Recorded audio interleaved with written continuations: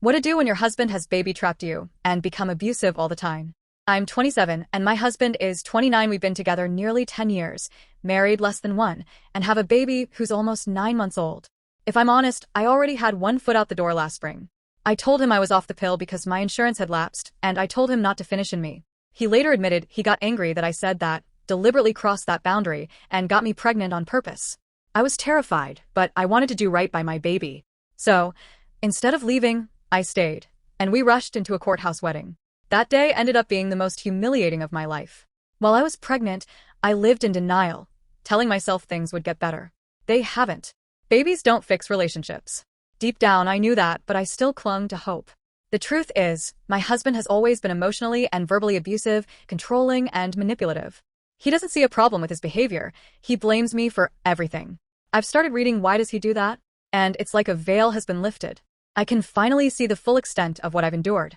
Over the years, he's destroyed my friendships, driven a wedge between me and my dad, and isolated me until the only person I have left is my mom. She understands what I'm going through but refuses to come around when he's home. Today was another breaking point.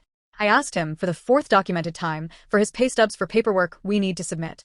Each time I've asked, I've been polite and patient. He exploded in front of our baby, something he does often. I took her to her room and closed the door because his volatility scares her now. He picked the lock, stormed in, and yanked her from me. He held her away, saying if I wanted to leave, I could, but I wasn't taking her with me. That's his trap. He knows I'd never abandon her, so he's banking on that to keep me stuck. There are countless other examples.